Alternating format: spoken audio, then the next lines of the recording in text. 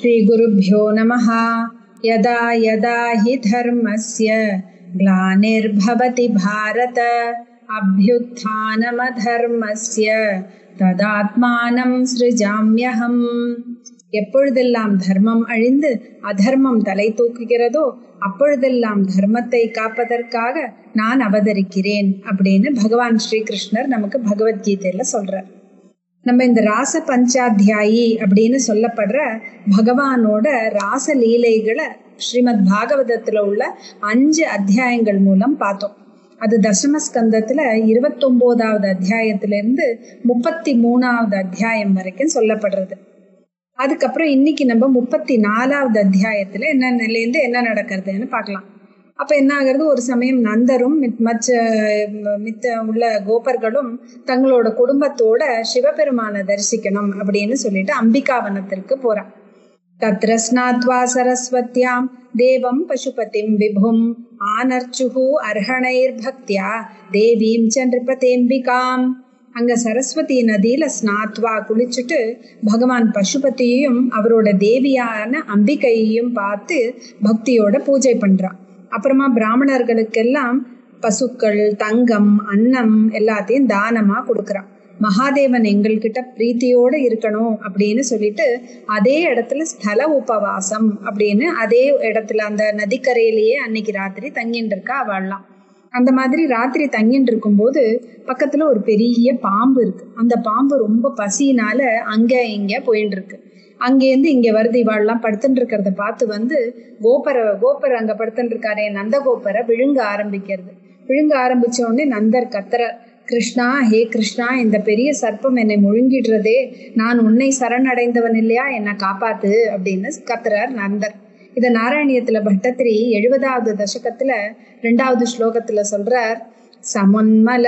சமுன்முகமதோல்முகைர அபிஹிதோபி தஸ்மின் பலாத் அமுஞ்சதி பவத்பதே ஞபதி பாஹி பாஹீதி தைஹி ததா கலு பதா பவான் சமுபகம்ய பஸ்பர்ஷதம் பபௌ சச நிஜாம் தனும் சமுபசாத்ய வைத்யதரீம்.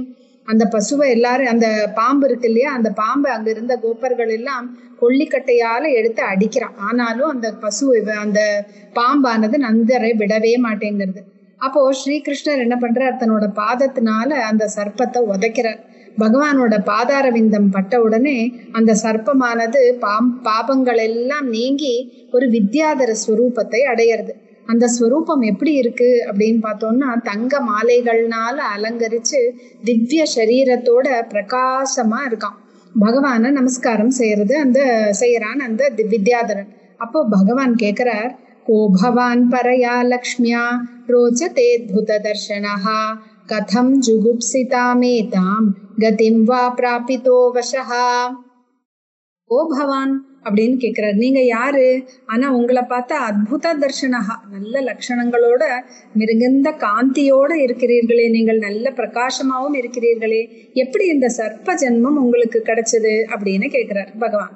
சர்ப்ப உவாச்ச அஹம் வித்யாதர கஷ்டித் சுதர்ஷன இதி ஸ்ருதஹ ஸ்ரியா ஸ்வரூப சம்பத்யா விமானேனாச்சரம் திஷஹ ரிஷீன் விரூபானங்கிரசஹ பிராஹ சம்ரூபதர்பிதஹ தைரிமாம் பிராபிதோ யோனிம் பிரலப்தைஸ்வன பாப்மனாம். நான் ஒரு வித்யாதரன், எனக்கு பேர் சுதர்ஷன இதி ஸ்ருதஹ. சுதர்ஷனங்கிறது என்னுடைய பேரு. எனக்கு நிறைய ஸ்ரீயம், நல்ல லக்ஷ்மி கடாட்சத்தோட இருந்தேன். நான் ஸ்வரூபமும் ரொம்ப ஸ்வரூப லட்சணத்தோட இருந்த நான் ஒரு சமயம் விமானத்துல போயிட்டு இருந்த போது கீழே இந்த அங்கிரச முனிவர்களை பார்த்து பரிகாசம் பண்ணினேன், எனக்கு இருந்த கர்வத்தினால. அப்போ அவ இந்த மாதிரி எனக்கு ஒரு சாபம் கொடுத்துட்டான். இந்த மாதிரி ஒரு யோனியில பிறக்கிற மாதிரி ஒரு சாபம் கொடுத்துட்டான். ஆனா அது சாபமா நான் நினைக்கல. ஏன்னா அந்த முனிவர்கள் எல்லாம் ரொம்ப இரக்க குணம் உள்ளவர்னால எனக்கு அனுகிரகம் தான் செய்திருக்கிறார்கள். ஏன்னா லோக குருவான உங்களோட பாதம் என் சரீரத்துல படும்படியா ஆனதுனால என் பாபங்கள் எல்லாம் இப்ப போயிட்டு நான் சுத்தமானேன் அப்படின்னு அந்த வித்யாதரன் சொல்றான். பிரபன்னோஸ்மி மகாயோகின் மகாபுருஷ சத்பதே அனுஜானீஹி மாம் தேவ சர்வலோகேஸ்வரேஸ்வர. கிருஷ்ணனை துதிக்கிறான் அந்த வித்யாதரன். ஹே மகாயோகின், ஹே மகாபுருஷ, ஹே சத்பதே, சாதுக்களுக்கெல்லாம் அதிபதியா இருக்கிறவரே, ஹே சர்வலோகேஸ்வரேஸ்வர, எனக்கு அனுஜானிகி, எனக்கு விடை கொடுங்கள் அப்படின்னு சொல்றார். அப்புறம் ஸ்ரீகிருஷ்ணனோட குணங்களையும் வைபவங்களையும் பாடிக்கொண்டே இந்த கோபர்கள் எல்லாம் இது முடிஞ்சோடனே திரும்பி வந்துடுறாங்க. அந்த அம்பிகாவனத்திலேருந்து திரும்பி தங்களோட இடத்துக்கு வந்து சேர்கிறார்கள். ஒரு சமயம் என்னாருது, இரவு நேரத்துல கிருஷ்ணரும் பலராமரும் நல்ல இனிமையா கானம் பாடிட்டு இருக்கா. அப்போ அந்த கானத்தை கேட்டு கோபிகைகள் எல்லாம் ரசிச்சுண்டு அங்க பக்கத்துல உட்காந்துருக்கான். அப்போ குபேரனோட வேலையாளான ஒரு சங்கச்சூடன் அப்படிங்கிறவங்க வந்து ராமகிருஷ்ணர்களால காப்பாற்றப்பட்ட இந்த கோபிகைகள் அப்படின்னு தெரிஞ்சுண்டும் கொஞ்சம் பயம் கூட இல்லாம அவர்களை, அந்த கோபிகைகளை வடக்கு திசை நோக்கி துரத்திண்டே போறானாம். क्रोशन्तं कृष्णरामेति विलोक्य स्वपरिग्रहं यथा गादस्युनाग्रस्ता भ्रातरावन्वधावताम्. அந்த கோபிகைகளும் கிருஷ்ணா ராமா அப்படின்னு கத்துறா. பசுக்களை எப்படி புலி அபகரிக்கிறதோ அந்த மாதிரி உங்களோட ஸ்திரீகளான எங்களை இந்த சங்கச்சூடன் துரத்துறானே அப்படின்னு கத்துறா. அப்ப கிருஷ்ணர் அவர்களை பார்த்து, மாபைஷ்ட, பயப்பட வேண்டாம்னு சொல்லிட்டு அங்கிருந்த ஒரு சால மரத்தை கையில எடுத்துண்டு அவனை துரத்துறார். சவீக்ஷ்யதாவனுப்ராப்தௌ காலமிருத்யு இவோத்விஜன் விஸ்ருஜ்ய ஸ்திரீஜனம் மூடஹ பிராத்ரவஜ்ஜீவிதேச்சயா. காலமிருத்யு, தனக்கு இந்த காலனே தன்னை துரத்திண்டு வரா மாதிரி இவன் பாக்குறான் இந்த சங்கச்சூடன். ஐயோ, நம்மள இவர் துரத்திண்டு வராரே, இந்த 2 பேரும் இப்படி துரத்துறாளேன்னு சொல்லிட்டு அந்த மூடனானவன் என்ன பண்றான், அவர்களோட ஸ்திரீஜனம், அந்த ஸ்திரீகளை எல்லாம் விட்டுட்டு ஓடுறான். ஆனா கிருஷ்ணர் என்ன பண்றார், அவனோட தலையில இருக்கிற அந்த ரத்தினத்தை அபகரிக்கணும் அப்படிங்கிற எண்ணத்தோடு அவனை இன்னும் துரத்திண்டே ஓடுறாராம். தன்னோட முஷ்டினால ஓங்கி ஒரு அடி அடிச்சு அவனை கொன்னுட்டு அவனோட தலையில இருந்த ரொம்ப ஒளிமிக்க அந்த ரத்தினத்தை எடுத்துன்னு வந்து தன்னோட அண்ணன் பலராமன் கிட்ட கொடுக்கிறார். இப்படி இந்த 34வது அத்தியாயம் முடியறது. 35வது அத்தியாயம் பார்த்தோம்னா முழுக்கவே கோபிகா யுகல கீதம். 24 ஸ்லோகங்கள்ல கிருஷ்ணனையே வர்ணிக்கிறார்கள் இந்த கோபிகைகள். அவரோட வேணுகானமும், அந்த வேணுகானத்தை கேட்டு எப்படி இருக்குன்னா, இந்த மிருகங்கள்லாம் காதுகளை உயரமா தூக்கிண்டு நிக்கிறதாம். நதியில ஓடுற நீர் கூட பகவானோட காலில் பட்டுட்டு அங்கேருந்து போக விருப்பம் இல்லாம அந்த நீர் கூட அங்கேயே காலுக்கடியிலேயே இருக்கான். காட்டுல இருக்கிற செடி, பூ, பழங்கள் எல்லாமே தன்னோட வணங்கிய கிளைகளோட தங்களிடம் அந்தர்யாமியா இருக்கிற அந்த பகவானையே துதிச்சுண்டு அங்கேயே நிக்கிறதாம். பறவைகளா இருக்கிற அந்த ஹம்சம், சாரசம் எல்லாம் கூட கானத்தினால, இந்த பகவானோட கானத்தினால கவரப்பட்டு ஸ்ரீகிருஷ்ணன் கிட்ட வந்து மௌனமா நிற்கிறதாம். மேகங்கள் என்ன பண்றதா, இந்த 2 பேரையும் பூஜிக்கிற மாதிரி, கொடை பிடிக்கிற மாதிரி நிழல் உண்டு பண்ணி அங்கேயே இருக்கு. சவனசஸ்துபதாரிய சுரேஷாஹ சக்ர சர்வ பரமேஷ்டி புரோகாஹ கபய ஆனத கந்தர சித்தாஹ கஷ்மலம் யயுர நிஷ்சித தத்வாஹ. இந்த பகவானோட கானம் எப்படி இருக்குன்னா, இந்திரனாகட்டும், பிரம்மனோ, பரமசிவன் கூட இந்த கானத்தை கேட்டு கஷ்மலம் எயுகு, அவர்களுக்குமே ஆச்சரியமும் குழப்பமும் அடைந்தார்களாம். ஏன்னா இந்த இசையோட தத்துவத்தை அனிஷ்டிதாக, இப்படித்தான் அப்படின்னு அவர்களுக்காக சொல்ல முடியல. அதனால அவர்கள் தலை வணங்கி கேட்டு இருக்காளாம். இப்படி பரமசிவன் முதலானோரே மோகிக்கும் போது இந்த கோபிகைகளான நாங்கள் எம்மாத்திரம் அப்படின்னு இந்த கோபிகைகள் அந்த கீதத்துல பாடுறா. இப்படி கோபிகைகள் என்ன பண்றா, பகல்ல கிருஷ்ணனோட லீலைகளை எல்லாம் கானம் செஞ்சுட்டு அவர்கிட்டயே தன்னோட மனத்தை செலுத்திண்டு தங்களோட சங்கல்பங்கள் எல்லாம் அவர்கிட்ட வச்சுட்டு ரொம்ப சந்தோஷத்தோட தங்களோட பகல்களை கழிக்கிறார்கள். ஏவம் பிரஜஸ்திரியோ ராஜன் கிருஷ்ண லீலானுகாயதீஹி ரேமிரே ஹஸ்ஸு தச்சித்தாஹ தன்மனஸ்கா மகோதயாஹ. இப்படி அவர்களோட பொழுது பகல் பொழுதான கழியறது அப்படின்னு 35வது அத்தியாயம் முடியறது. 36வது அத்தியாயத்துல பகவான் அரிஷ்டன் அப்படிங்கிற அசுரவதத்தை பத்தி சொல்றதுதான் நமக்கு இந்த 36வது அத்தியாயம். சுகர் ஆரம்பிக்கிறார். ஸ்ரீ சுக உவாச்ச அத தர்ஹ்யாகதோ கோஷ்டம் அரிஷ்டோ விருஷபாசுர மஹீம் மகா ககுத்காயஹ கம்பயன் குரவிக்ஷதாம். கோகுலத்திற்கு ஒரு விஷப ரூபத்துல ஒரு அசுரன், பெரிய சரீரத்தோடையும் முதுகுல பெரிய மலை மாதிரி அதோட திமில், இந்த கக்குத் அப்படின்னா அந்த முதுகுல இருக்கிற அந்த காளமாட்டுக்கு இருக்கிற திமில், கூம்புங்கிறோமே அந்த குளம்படினால, அப்புறம் அதோட குளம்படி எப்படி இருக்குன்னா பூமியே பிளந்துண்டு வருதாம். அதை பார்க்கறதுக்கே எல்லாருக்கும் பயம் உறுத்துற மாதிரி இருக்கு. அது தன்னோட வாலை தூக்கிண்டு கொம்புகள்னால பூமியை கிழிச்சுண்டு கண்களை எல்லாம் அகல விரிச்சுண்டு கர்ஜிக்கிறத பார்த்த உடனே இந்த கோகுலத்துல இருக்கிற மனிதர்களுக்காகட்டும் மிருகங்களுக்காகட்டும் எல்லாருமே நடுங்கி போறாளாம் அதோட சத்தத்தை கேட்டு. கிருஷ்ண கிருஷ்ணேதி தே சர்வே கோவிந்தம் சரணம் யயுஹு பகவானபி தத்வீக்ஷ்ய கோகுலம் பய வித்ருதம் மா பைஷ்டேதி கிராஸ்வாஸ்ய விருஷாசுரமுபாஹ்வயத் கோபாலைஃப் பசுபிர்மந்த திராசிதை கிம சப்தம அப்படின்னு கேட்கிறார் பகவான். அந்த இவா கோவிந்தம் சரணம் ஏயு, இந்த கோபர்கள் அங்க இருக்கிற மிருகங்களாகட்டும் மனிதர்களாகட்டும் எல்லோரும் கிருஷ்ணா கிருஷ்ணா அப்படின்னு கோவிந்தனோட சரணத்தையே அடையிறான். அப்போ பகவானும் மாபைஷ்ட பயப்பட வேண்டாம் அப்படின்னு சொல்லிட்டு அந்த விஷன் ரூபத்துல இருக்கிற அந்த அசுரனை கூப்பிடுறார். எப்படி கூப்பிடுறாரா? கை தட்டி கூப்பிடுறாராம். நீ இந்த கோபாலைகள் இவர்கள் கிட்ட போய் உன்னோட வீரியத்தை காமிக்கிறியே, நான் இருக்கிறேனே அப்படின்னு என்ன சொல்றார்? பலதர்பஹா துஷ்டானாம் த்வத்விதானாம் துராத்மனாம் இத்யாஸ்ஃபோடயாஞ்ச அச்சுதஹ அரிஷ்டம் தல சப்தேன கோபயத். அந்த விஷபாசுரனை கூப்பிடுறார் பகவான். என்ன சொல்றார்? இந்த கோபாலர்களையும் பசுக்களையும் நீ பயப்படுத்துறதுனால என்ன பிரயோஜனம்? நான் இருக்கேன். நான் எப்படிப்பட்டவன்? பலதர்பஹா, பலம் இருக்கு அப்படின்னு கர்வம் கொண்டு இருக்கிற உங்களை மாதிரி ஆளுகளை நான் அழிக்கிறதுக்காக வந்திருக்கிற, என்கிட்ட நீ வா அப்படின்னு ரெண்டு கையையும் கொட்டி கை கொட்டுறதுனால அந்த அசுரனுக்கு இன்னும் கொஞ்சம் கூட கோபம் வருதான். அப்படி கூப்பிடுறார். அப்ப அந்த அசுரன் என்ன பண்றான்னா இன்னும் கோபமா பூமியை பிளந்துண்டு கிருஷ்ணனை நோக்கி ஓடி வரான். அந்த அசுரன் வாலை மேல தூக்கின்னு இருக்கானா. அந்த வால் மேல தூக்கின்னு இருக்கிறது எவ்வளோ உயரத்துல இருந்ததுன்னா மேகங்கள் எல்லாமே அங்க இங்க அடிக்கப்படுற அளவு இருந்துதான். இடி விழற மாதிரி சத்தம் போட்டுண்டு ஓடி வரான்.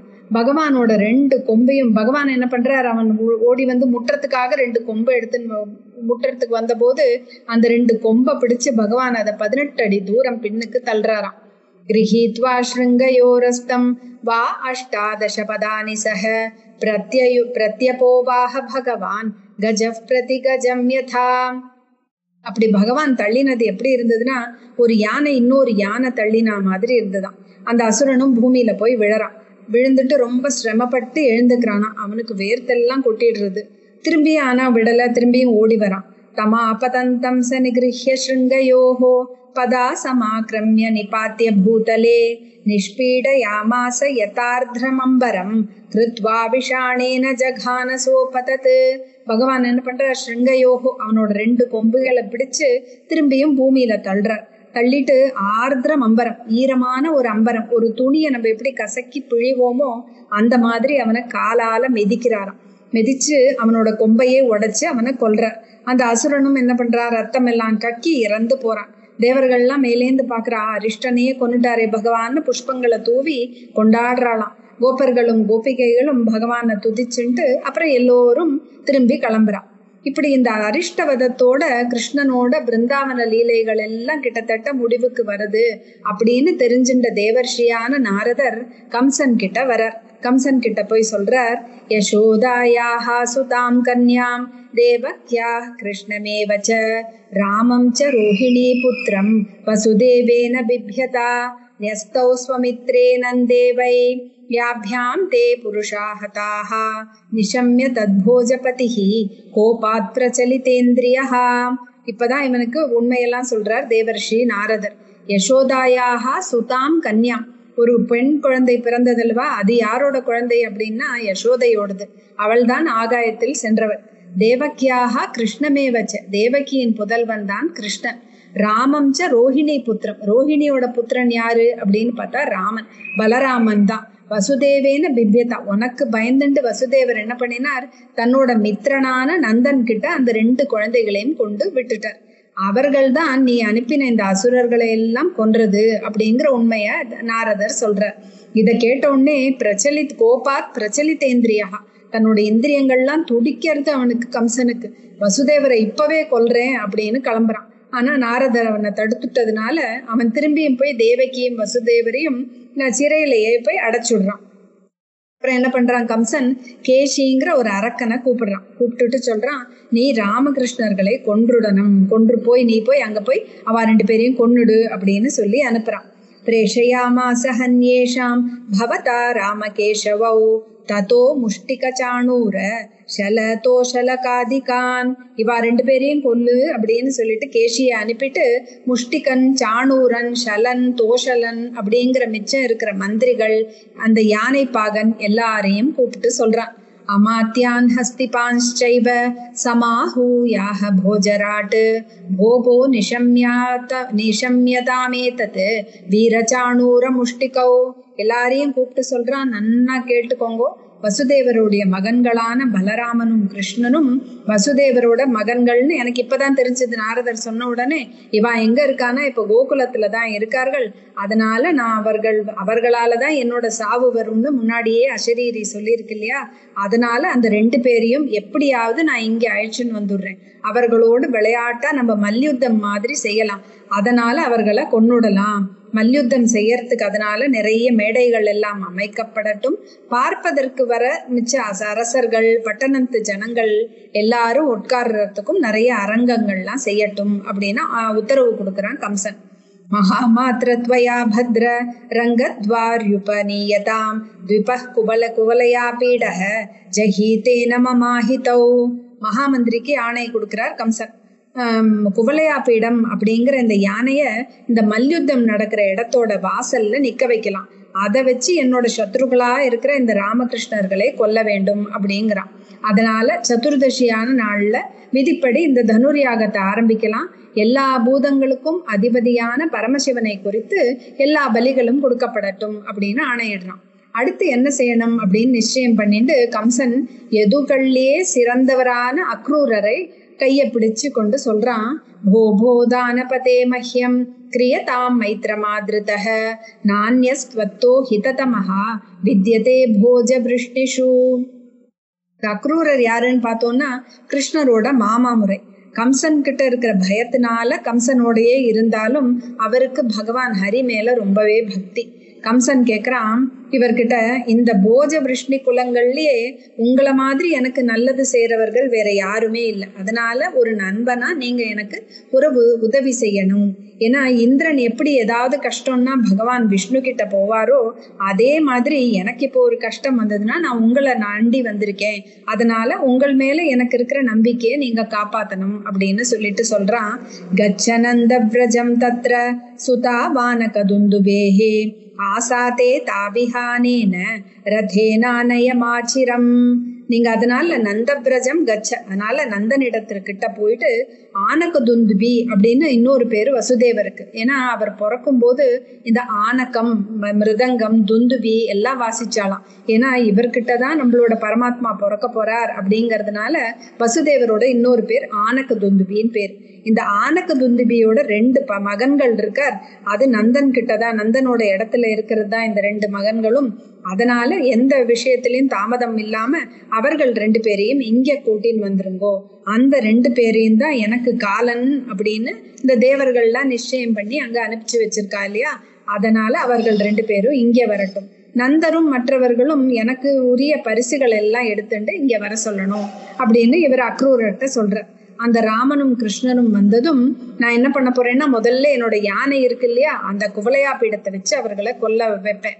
அப்படி அதுல அவர்கள் தப்பிச்சார்னா என்னோட மல்லர்களை வைத்து அவரை அந்த 2 பேரையும் நான் கொன்னுடுவேன் அப்படின்னு திட்டம் போடுறான் கம்சன். தயோர் நிஹதயோஸ்தப்தான் வசுதேவ புரோகமான் தத்பந்தூன் நிஹனிஷ்யாமி விருஷ்ணி போஜ தசார்ஹகான். அந்த இருவர்களையும் கொன்றுவிட்டு இன்னும் நான் என்ன பண்ணுவேன், வசுதேவரையும் அவரோட உறவினர்களாக இருக்கிற இந்த விருஷ்ணி குலத்தவர்கள், போஜ குலத்தவர்கள், தசார்ஹர்கள் எல்லாரையும் நான் கொல்ல போறேன் அப்படின்னு கம்சன் திட்டம் போடுறான். உக்ரசேனம் ச பிதரம் ஸ்தவிரம் ராஜ்ய காமுகம் தத்பிராதரம் தேவகம் ச ஏ சான்யே வித்விஷோ மம. இதோட நின்னுடுமா பார்த்தா இல்லையா, அவனோட அப்பாவான உக்ரசேனர் அவரை எப்படி சொல்றான்னா ராஜ்ய காமுகம், என்னோட ராஜ்யத்தை அடையணும்னு விருப்பப்படுற என் தந்தையான உக்ரசேனரையும் அவரோட பிராத்தாவா இருக்கிற தேவகன் அப்படிங்கிறவரையும், ஏன்னா அவர்கள் 2 பேரும் என்னோட எதிரிகள், அவ 2 பேரையும் நான் கொன்னுடுவேன். இவாளை கொன்னுட்டேன்னா என்ன ஆகும், ததச்சைஷா மஹீமித்ர பவித்ரி நஷ்டகண்டகா. அப்பொழுது எனக்கு எந்த தொல்லையும் இருக்காது, நான் சந்தோஷமா ராஜாவா இங்க இருக்கலாம். அப்புறம் என்னோட நண்பர்களா இருக்கிற ஜராசந்தன், என்னோட மாமனான த்விவிதன், நண்பனான சம்பரன், நரகன், பாணன், இவர்கள்லாம் என்னோட நன்மைக்காக இருக்கிறவர்கள். அவர்களோட சேர்ந்து இந்த தேவர்களையும் கொல்லுவேன் அப்படின்னு சொல்லிட்டு பெரிய திட்டமா போடுறான் இந்த கம்சன். இதெல்லாம் கேட்டுட்டு அக்ரூரர் சொல்றார், ஸ்ரீ அக்ரூர உவாச்ச ராஜன் மனீஷிதம் சத்யக் தவ ஸ்வாவத்யமார்ஜனம் சித்திய சித்தியோ சமம் குர்யாத் தெய்வம் ஹி பல சாதனம் மனோரதான் கரோத்யுச்சைஹி ஜனோ தெய்வஹதானபி யுஜ்யதே ஹர்ஷசோகாப்யாம் ததாப்யாக்யாம் கரோமி தே. அவர் அக்ரூரர் சொல்றார், ஹே அரசனே, சரி உன்னோட யோசனை நல்லா தான் இருக்கு, உனக்கு மரணத்திலேருந்து தப்பிக்கிறதுக்கு இதுவும் ஒரு வழியா இருக்கும்னு நினைக்கிறேன். ஆனா சித்தியோகோ சமம் குறியாது, பலன் கிடைக்கிறது அப்படின்னு நீ நினைச்சுட்டு இந்த காரியத்துல இறங்காத. ஏன்னா தெய்வம் ஹி பலசாதனம், எது தெய்வாதீனமா நடக்கணும்னு இருக்கோ அதுதான் நடக்கும். ஒரு காரியம் நடந்தா சந்தோஷப்படுறதும் நடக்காவிட்டால் அது துக்கப்படுறதும் வேண்டாம். ஏன்னா நம்ம ஜனங்கள் என்ன பண்றோம்னா, நம்ம ஒரு வேலையில செய்யறோம்னா அதுல தெய்வ பலம் சேராவிட்டால் நமக்கு அந்த காரியம் சித்திக்காம போயிடுறது, அதனால துக்கப்படுறோம். ஆனா அதே தெய்வ பலமும் சேர்ந்துடுத்துனா காரியம் சித்திக்கிறது, அப்ப சந்தோஷப்படுறோம். ஆனாலும் நீங்க என்னோட ராஜாவா இருக்கிறதுனால நீங்க சொன்ன ஆக்ஞை, இந்த உத்தரவின் பேர்ல நான் அங்க போறேன் அப்படின்னா அக்ரூரர் கிளம்புறார் கிருஷ்ணரையும் ராமரையும் கூட்டின்னு வரதுக்காக. இப்படி 36வது அத்தியாயம் முடியறது. 37வது அத்தியாயத்துல கேஷி அப்படிங்கிற ஒரு அரக்கனும் வியோமன் அப்படிங்கிற அரக்கனோட வதத்தை சொல்றது பாகவதம். கம்சன் என்ன பண்றான், இந்த கேஷிங்கிற அரக்கனை அனுப்பினா இல்லையா இந்த ராமகிருஷ்ணனை கொல்றதுக்காக. அப்ப கேஷி என்ன பண்றான், ஒரு பெரிய குதிரையோட உருவம் எடுத்துக்கொண்டு வரான். எங்க வரான், கோகுலத்துக்கு வரான். என்ன வேகத்தோட வரான்னா மனோஜவம் மாருத்து துல்லிய வேகம்னு படிச்சிருக்கோம் ஹனுமானோட ஸ்தோத்திரத்துல. மனோஜவஹா, அவனோட வேகம் எப்படி இருந்ததுன்னா ரொம்ப அதிவேகமா இருக்கிற மனசோட வேகத்துல அவன் வரதான் அந்த குதிரையோட ரூபத்துல. அந்த கேஷி அந்த குதிரை மேல இருக்கிற முடியெல்லாம் பறக்கிறதான். பறக்கும்போது தேவலோகத்துல இருக்கிற விமானத்தையே அது அங்கே இங்கே தள்ளுற அளவுக்கு அது அவ்வளோ உயரமா இருக்கான். அந்த குதிரையோட கனைப்பை கேட்டு எல்லாருக்கும் பயப்படுறாளாம். அதுவும் கண்களை எல்லாம் விசாலமாகவும் வாயெல்லாம் குகை மாதிரியும் பார்க்கவே பயங்கரமா இருக்கு அந்த குதிரை. ஸ்ரீகிருஷ்ணரை தன் முன்னாடி பார்த்த உடனே அந்த கேஷிக்கு ரொம்ப கோபம் வருதான்.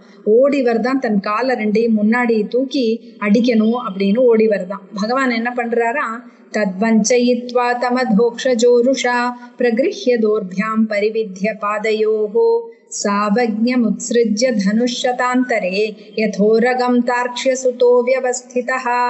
பகவான் என்ன பண்றார், தத் வஞ்சயித்வா, அதோட கால் தன் மேல படாத மாதிரி நகர்ந்துக்கிறாராம். நகர்ந்துட்டு அது முன்னாடி தூக்கி இருக்கிற 2 காலையும் தூக்கி ஒரு சுத்தி வீசுறாராம். அது எப்படி இருந்ததுன்னா, கருடன் ஒரு பாம்பை தூக்கி வீசினா எப்படி இருக்குமோ அந்த மாதிரி இருந்துதான். அது எவ்வளவு தூரம் போய் விழறதுன்னா தனுஷதாந்தரே 100 விற்கடை போய் தள்ளி போய் அந்த கேஷி விழறான். அந்த கேஷி திரும்பியே எழுந்துக்கிறான். ரொம்ப கோபமா வேகமா கிருஷ்ணன் கூட சண்டை போடணும் அப்படின்னு ஓடி வரானா. பகவானும் என்ன பண்றாரா, சிரிச்சுட்டே அவனோட தன்னோட இடது கையை எடுத்து அவனோட வாயில விடுறாராம். எப்படி சுலபமா விடுறாருன்னா, ஒரு பாம்பு தன்னோட புத்துக்குள்ள போற மாதிரி சுலபமா போறதான் பகவானோட கை. இந்த கை அவனோட வாய்க்குள்ள போனோடனே அந்த கை எப்படி இருந்துதான், பழுக்க காய்ச்சிய இரும்ப தொட்டா மாதிரி அவனோட பற்கள் எல்லாம் கூட, அந்த கேஷியோட பற்கள் எல்லாம் கூட உதிர்ந்து போறதாம். பகவான் தன்னோட கையை அவனோட வயத்துக்குள்ள விட்டுட்டு அந்த கை பெருசாயிண்டே போறதாம். அதனால அந்த அசுரனால மூச்சு கூட விட முடியாம உயிரை விட்டுடுறான், பூமியில விழறான். ரொம்ப சுலபமா எதிரியை கொண்டுட்டோமே அப்படின்னு பகவானுக்கு துளியும் கர்வமே கிடையாது. தேவர்கள் எல்லாம் ரொம்ப ஆச்சரியப்படுறாங்க, ஆஹா இந்த கேஷியே கொன்னானே, அப்படி கொன்னாச்சே அப்படின்னு பூவை தூவி துதிப்பாடுறாளாம். இந்த கேஷியை கொன்னதுனாலதான் பகவானோட ஒரு பெயர் கேசவஹா, கேசவன் அப்படின்னு நம்ம சொல்றோம். தேவர்ஷி நாரதர் இப்ப பகவான் கிட்ட வர ரகசியமா சில விஷயங்கள்லாம் கிருஷ்ணர் கிட்ட பேசுறார் நாரதர். கிருஷ்ண கிருஷ்ண பிரமேயாத்மன் யோகேஷ ஜெகதீஸ்வர வாசுதேவாகிலாவாச சாத்வதாம் பிரவர பிரபோ த்வமாத்மா சர்வபூதானாம் ஏகோ ஜோதிரிவைதசாம் கூடோ குஹாஷய சாட்சி மகாபுருஷ ஈஸ்வரஹா. ஹே கிருஷ்ண, ஹே அப்பிரமேய அளவிட முடியாதவரே, ஹே ஜெகத்தீஸ்வர, ஹே சாத்வதாம் பதையே, சத்குணங்கள் உள்ளவர்களுக்கெல்லாம் தலைவரா இருக்கவரே, நீங்கள் எல்லா பிராணிகளிடத்திலும் எப்படி இருக்கிறீர்கள்னா ஆத்மாவா இருக்கிறது நீங்க தான். ஆனால் கூடஹா, மறைந்திருக்கிறீர்கள், பார்க்க முடியாதவராக இருக்கிறீர்கள். சாட்சியா இருக்கிற ஈஸ்வரன் நீங்கள் தான். ஆனா நீங்க எப்படின்னா ஸ்வதந்திரஹா, உங்களுக்கு நீங்க வேற எது மேலேயும் ஆசிரியம் இல்லை. உங்களுக்கு ஸ்வதந்திரனா இருக்கிற நீங்கள் மாயையினால இந்த குணங்களை எல்லாம் சிருஷ்டி செய்து அந்த குணங்களை வச்சு இந்த ஜகத்தை படைக்கிறீர், காப்பாத்துறீர், அப்புறம் சம்ஹாரமும் செய்கிறீர் நீங்கள். அதனால பகவத் இதெல்லாம் என்ன சொல்ல வருதுன்னா எல்லாமே பகவத் சங்கல்பத்தினாலதான் நடக்கிறதே தவிர இவருக்குன்னு ஆசிரியம் பண்ணி வேற ஒண்ணுத்திலையும் இவர் பண்ணறதில்லை அப்படிங்கிறத சொல்ல வர்றார்.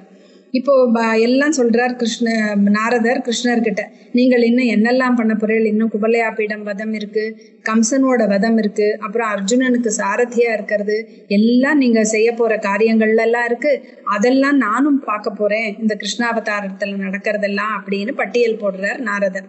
அப்புறம் சொல்றார், துவாமீஸ்வரம் ஸ்வாஸ்ரயம் ஆத்ம மாயையா விநிர்மிதா சேஷ விசேஷ கல்பனம் கிரீடார்த்தம் அத்யாத மனுஷ்ய விக்கிரகம் நதோஸ்மி துரியம் யது விஷ்ணி சாத்வதாம் யதுஹு விஷ்ணிஹி சாத்வதாம். இந்த யாதவர்கள் விஷ்ணி குலத்தவர்கள் சாத்வதர்களுக்கெல்லாம் அதிபதியா நீங்க ஏன் இருக்கீங்கன்னா உங்களோட மாயையினால இந்த மனித சரீரத்தை எடுத்துட்டு வந்ததுனால அப்படிப்பட்ட உங்களுக்கு நான் நமஸ்காரம் செய்யறேன் அப்படின்னு ஸ்துதி பண்ணிட்டு நாரதர் அங்கேருந்து கிளம்பி போறார். கேஷியோட வதத்திற்கு பின்னாடி கிருஷ்ணர் தன்னோட சகாக்களோட வழக்கம் போல ஒரு சமயம் பசுக்களை எல்லாம் மேய்ஞ்சுட்டு இருக்கார். அப்போ இப்போ குழந்தைகள்லாம் விளையாடுற மாதிரி இந்த திருடன் போலீஸ் விளையாட்டு மாதிரி அப்போ கிருஷ்ணர் செய்யாதது எதுவும் நம்ம இப்ப செய்யறது இல்லை. அப்போ இந்த குழந்தைகள் எல்லாம் அந்த விளையாட்டு விளையாடுறதுதான். ஒருத்தர் திருடன் மாதிரியும், ஒருத்தர் அவனை பிடிப்பவன் மாதிரியும், ஒருத்தன் ஆடு மாதிரியும் விளையாடுறாளாம். ஒருத்தன் ஆடு மாதிரி திருடிண்டு போற மாதிரியும் அதை பிடிக்கிறதுக்கு இன்னொருத்தர் மாதிரி இந்த குழந்தைகள் விளையாடுறதுதான். அப்போ மயனோட மகனான வியோமன் அப்படிங்கிற அரசன் இந்த ஒரு கோப சிறுவன் மாதிரி வேஷம் போட்டுண்டு அந்த சிறுவர் கூட்டத்துல திருடன் மாதிரி வேஷம் போட்டுக்கிறானா. அவன் என்ன பண்ணினான்னா, கிரிதர்யாம் விநிக்ஷிப்ய நீதம் நீதம் மகாசுரஹ ஷிலையா பிததே துவாரம் சதுஃப் பஞ்சாவசேஷிதாக. ஆடுகளாக இருந்த அந்த கோபர்களை தூக்கிண்டு போயிட்டு ஒரு மலையோட குகையில கொண்டு போய் வச்சுடுறானா. அப்புறம் அது என்ன பண்றான்னா, ஷிலையா பிததே துவாரம், அந்த துவாரத்தை அதோட வாசல்ல ஒரு பெரிய பாறையை வச்சு மூடிடுறானா. அப்புறம் மிச்சம் பார்த்தா இப்படி கோபர்கள் எல்லாம் காணாம போயிட்டே காணுமே பார்த்தா மிச்சம் எவ்வளவு பேர் இருந்தானா சதுஃப் பஞ்சாவசேஷிதாக. மிச்சம் இருந்தவா ஒரு 4-5 பேர் தான் மீதியே இருந்தாலாம் இந்த விளையாட்டுல. அப்ப கிருஷ்ணர் பார்த்தாரா, ஓஹோ திருடன் ரூபத்துல வந்திருக்கியான்னு சொல்லிட்டு அவனை பிடிச்சுண்டுறாராம். பிடிச்ச உடனே அந்த அசுரன் என்ன பண்றானா, தன்னோட பெரிய நிஜமான உடம்பான ராட்சச உடம்பை எடுத்துட்டு தப்பிக்க பாக்குறானா, முடியவே இல்லையா. தம் நிகிருஹ்யாச்சுதோ தோர்பியாம் பாதயித்வா மஹீதலே பஷ்யதாம் திவிதேவானாம் பசுமாரமமாரயத்து. ஒரு பசு ஆட்டை கொல்ற மாதிரி, ஒரு சிம்மம் எப்படி ஒரு ஆட்டை கொல்லுமோ அந்த மாதிரி தேவர்கள் எல்லாம் பார்த்து கொண்டிருக்கும் பொழுதே பகவான் அந்த வியோமன் அப்படிங்கிற அந்த அசுரனை கொல்றார். அப்புறம் அந்த குகையில இருக்கிற அந்த பாறையை நீக்கிட்டு கோகுல சிறுவர்களோட கோகுலம் திரும்பி போறார். இப்படி பாகவதத்துல 37வது அத்தியாயம் முடியுது. 38வது அத்தியாயத்துல அக்ரூரர் கம்சன் கிட்டேந்து தூதுவரா வரார் இல்லையா, பகவான் ஸ்ரீகிருஷ்ணர் கிட்ட என்ன சொல்ல போறார் அப்படிங்கறத நம்ம தொடர்ந்து கேட்கலாம். ஸ்ரீ குருப்யோ நமஹ.